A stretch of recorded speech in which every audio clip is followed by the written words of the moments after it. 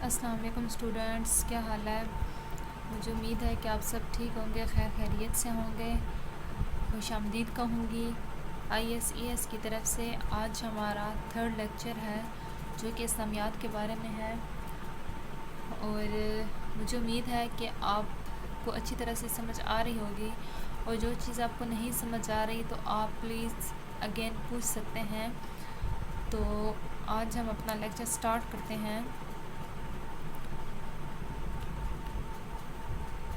Question number 2 آپ open کریں گے اپنی بک، پیج نمبر 17 پیج آپ اوپن کریں گے، اور آپ دیکھیں گے کہ کوسچن نمبر 2 ہے کہ مختصر سوالات کے جوابات تحریر کریں۔ تو ان میں سے فرسٹ کوسچن ہے جی، اللہ تعالیٰ پر ایمان سے کیا مراد ہے؟ تو یہ تو آپ بچپن سے پڑھتے آئے ہوں گے کہ اللہ تعالیٰ پر ایمان سے کیا مراد ہے۔ ویسے یہ میں نے آپ کو ہوم ٹاسک دیا تھا کہ آپ نے اس کو فل کرنا ہے، لیکن میں اس کے باوجود اگین آپ کو یہ اس لیے کروا رہی ہوں تاکہ اگر کوئی مسٹیک ہوئی ہو تو آپ کی وہ مسٹیک ختم ہو جائے، ٹھیک ہے؟ تو ہمارا کیا ہے کہ اللہ تعالیٰ پر ایمان سے مراد، آپ اپنا پیج 15 اوپن کریں۔ تو فرسٹ لائن پہ آپ دیکھ رہے ہوں گے یہ لکھا ہوا ہے کہ اللہ تعالیٰ پر ایمان سے مراد یہ ہے کہ سچے دل سے یہ یقین رکھنا کہ اللہ تعالیٰ ایک ہے، اس کا کوئی شریک نہیں، اس کے سوا کوئی عبادت کے لائق نہیں، وہ ہمیشہ سے اور ہمیشہ رہے گا۔ یعنی کہ یہ ہماری وہی چیز ہے کہ جو ہم بچپن سے پڑھتے ہیں کہ اللہ تعالیٰ ایک ہے، اس کا کوئی شریک نہیں، وہی عبادت کے لائق ہے، ٹھیک ہے؟ تو یہی ہماری چیز ہے۔ جس طرح کہ اگر ہم لے لیں لا الہ الا اللہ محمد رسول اللہ، ہمارا پہلا کلمہ ہے جس کا ترجمہ ہمارے پاس یہی آ رہا ہے، ٹھیک ہے جی؟ تو یہی ایمان ہے۔ جو شخص اس چیز کو ماننے سے انکار کر دے گا وہ اسلام کے دائرے سے خارج ہو جائے گا، ٹھیک ہے جی؟ دوسرا ہمارا سوال ہے کہ انبیاء علیہ السلام نے کس بات پر محنت کی؟ تو انبیاء علیہ السلام نے کس بات پر محنت کی؟ ہر نبی جو کہ اپنے اپنے زمانے میں آتے رہے، وہ آئے اور انہوں نے اپنی قوم کو یہی پیغام دیا، اسی بات کی تلقین کی کہ تم کیا کس بات پہ یقین رکھو، اس بات پہ یقین رکھو کہ اللہ تعالیٰ ایک ہے، اس کو کوئی شریک نہیں، اور اپنی قوم کے دل میں اللہ تعالیٰ کا خوف اور ڈر پیدا کیا تاکہ لوگ اس چیز کو جان سکیں، اس چیز پر یقین رکھ سکیں کہ اللہ تعالیٰ ایک ہی ہے، اور ہر انسان کے دل میں اللہ تعالیٰ کے لیے ایمان اور یقین پیدا کرنے کی انہوں نے محنت کی تاکہ ہر انسان اس چیز پر آمادہ ہو جائے اور اس چیز پہ یقین کر لے کہ اللہ تعالیٰ ہمیشہ سے ایک ہے اور ہمیشہ ایک رہے گا، ٹھیک ہے جی؟ نیکسٹ ہمارا کوسچن ہے کہ حضور کریم صلی اللہ علیہ وآلہ وسلم نے حضرت ابو سفیان بن عبداللہ رضی اللہ تعالیٰ عنہ کو کیا ارشاد فرمایا؟ تو یہ آپ دیکھ رہے ہوں گے کہ آپ کے سامنے یہ آ رہا ہے کہ انبیاء علیہ السلام نے اللہ تعالیٰ پر ایمان لانے اور اس پر ثابت قدمی دکھانے کی بھی تلقین کی۔ حضرت سفیان بن عبداللہ نے حضور کریم صلی اللہ علیہ وسلم سے پوچھا کہ مجھے اسلام کے متعلق کوئی ایسی بات بتائیے کہ کسی اور سے کچھ پوچھنے کی ضرورت باقی نہ رہے۔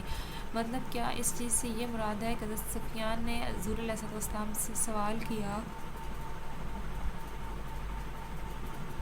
اور انہوں نے کس بارے میں سوال کیا؟ انہوں نے اسلام کے بارے میں سوال کیا، اسلام کے بارے میں سوال کیا، اور یہ کہا کہ ہمیں ایسی چیز کے بارے میں بتائیں کہ ہم پھر کسی اور سے کسی قسم کا کوئی سوال نہ کریں۔ تو آپ علیہ السلام نے ارشاد فرمایا قل آمنت باللہ ثم استقم، کہو کہ میں اللہ پر ایمان لایا اور اس پر قائم رہا۔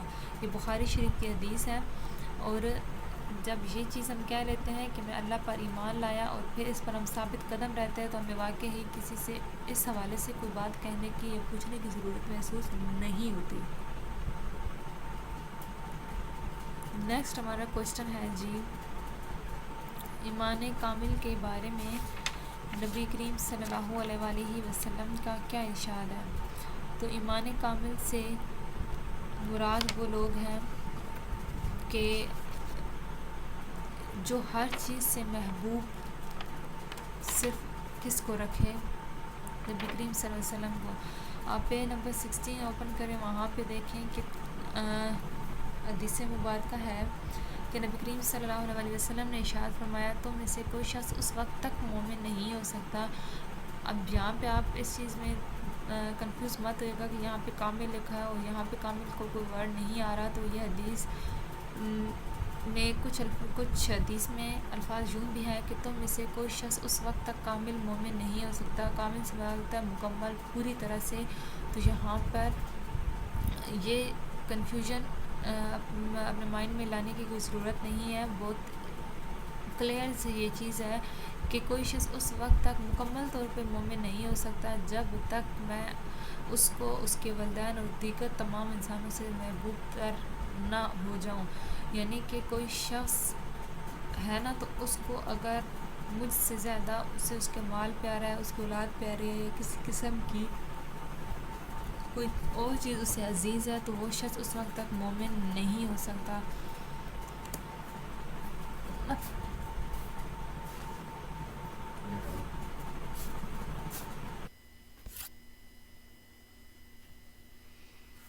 ٹھیک ہے جی. تو نیکسٹ ہمارا کوسٹن ہے کہ نبی کریم صلی اللہ علیہ وسلم نے ایمان والے کی دنائی کے متعلق کیا ارشاد فرمایا. تو یہ آپ دیکھ رہے ہوں گے، ایمان والے کی دنائی سے ڈرو کہ وہ خدائی نور سے دیکھتا ہے. یعنی کہ ایمان، جس انسان میں بہت زیادہ ایمان ہوتا ہے، جو حد درجے تک جا کے اللہ تعالیٰ کو چاہتا ہے، تو وہ اس شخص کو کسی چیز سے ڈر نہیں لگتا، اس کو کبھی کسی چیز سے خوف نہیں آتا. تو اس وجہ سے کہا جاتا ہے کہ جو انسان ایمان پر ثابت قدم رہتا ہے تو اس کی دنائی سے ڈرو، کیونکہ وہ صرف خود سے نہیں دیکھ رہا ہوتا بلکہ اس کی نظر خدا کی نظر ہوتی ہے. ٹھیک ہے جی. یہ تھے آج کے ہمارے مختصر سوال. مجھے امید ہے آپ کو سمجھ آ گئی ہوگی. نیکسٹ ہمارا ہے لیسن نمبر 2، جو کہ اذان ہے، اذان کی فضیلت اور اہمیت. آج ہم اس کی ریڈنگ کریں گے. آپ اپنی بک کھولیے،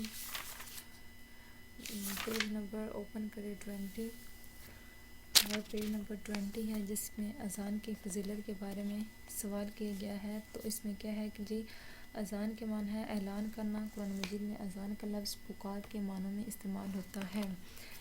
ٹھیک ہے جی. سورہ جمعہ میں اللہ تعالیٰ کا ارشاد ہے، بسم اللہ الرحمن الرحیم، یا ایھا الذین آمنوا اذا نودی للصلاۃ من یوم الجمعۃ فاسعوا الی ذکر اللہ وذروا البیع. اے ایمان والو، جب جمعہ کے دن نماز کے لیے پکارا جائے تو اللہ کے ذکر کی طرف لپکو اور خرید و فروخت چھوڑ دو. ٹھیک ہے جی. دیکھو کہ اب ہم لوگ کیا کرتے ہیں جمعہ والے دن، کبھی کیا کام. تو آپ کو اب اس آیت مبارکہ سے یہ چیز تو سمجھ آ گئی ہوگی کہ جمعہ والے دن کوشش کرو کہ جو کام آپ کر رہے ہو ان کاموں کو چھوڑو. جب کہ نماز کا ٹائم داخل ہو جائے تو آپ سارے کاموں کو چھوڑ دو، بلکہ اطمینان کے ساتھ آپ غسل کرو. کوشش کرو کہ آپ کے پاس اگر کوئی نیا سوٹ ہے آپ وہ پہنو، خوشبو لگاؤ، اچھے سے تیار ہو کے آپ مسجد میں جاؤ نماز پڑھنے کے لیے. اس میں بالکل آپ جلد بازی مت کرو. ٹھیک ہے. کیونکہ ایک جمعے سے دوسرا جمعہ آنے تک کیا ہوتا رہتا ہے کہ آپ کے جتنے گناہ ہوتے ہیں وہ معاف ہو جاتے ہیں اگر آپ خوش اسلوبی اور ذوق کے ساتھ نماز ادا کریں گے. ٹھیک ہے جی. نیکسٹ ہمارا ہے کہ مسلمانوں کو نماز کی طرف بلانے کے لیے دن میں 5 مرتبہ اذان دی جاتی ہے، اور جو شخص اذان دیتا ہے اسے مؤذن کہا جاتا ہے. اذان کی ابتدا جب نبی کریم صلی اللہ علیہ وسلم اور صحابہ نے مدینہ کی طرف ہجرت فرمائی تو وہاں مسجد نبوی کی تعمیر ہوئی. اب سوال یہ پیدا ہوا کہ مسلمانوں کو باجماعت نماز کے لیے مسجد میں کیسے بلایا جائے. تو نبی کریم صلی اللہ علیہ وسلم نے صحابہ سے مشورہ کیا. کسی نے ڈھول بجانے کی رائے دی، کسی نے گھنٹیاں بجانے کی رائے دی، لیکن یہ دونوں طریقے سے ناپسند فرمائے گئے کہ یہ یہودیوں اور عیسائیوں کے ہاں رائج تھا. اس دوران حضرت عبداللہ بن زید رضی اللہ تعالیٰ عنہ اور حضرت عمر رضی اللہ تعالیٰ عنہ نے خواہ میں ایک فرشتے کو اذان کہتے ہوئے سنا. انہوں نے اپنے خواہ میں نبی کریم صلی اللہ علیہ وسلم کو سنائے. آپ نے اس کو پسند فرما کر حضرت عبداللہ بن زید سے فرمایا کہ اذان کے الفاظ حضرت بلال رضی اللہ تعالیٰ عنہ کو سکھاؤ تاکہ وہ اسی طرح اذان دیں. ہجرت مدینہ کے فوراً بعد پہلی ہجری میں اذان کی ابتدا ہوئی. حضرت بلال رضی اللہ تعالیٰ عنہ مسجد نبوی کے پہلے مؤذن مقرر ہوئے. ٹھیک ہے جی. اب اس میں دیکھیں آپ کے پوری تفصیل بتائی گئی ہے کہ جب نبی کریم صلی اللہ علیہ وسلم اور صحابہ نے مدینہ کی طرف ہجرت کی تو اس وقت سوال یہ پیدا ہوا تھا کہ اب مسلمان زیادہ ہو گیا، اب نماز اگر ہم پڑھیں گے تو ہم مسلمانوں کو کس طرح بلائیں، کس طرح ہم سارے ایک جگہ اکٹھے ہو کر نماز ادا کریں.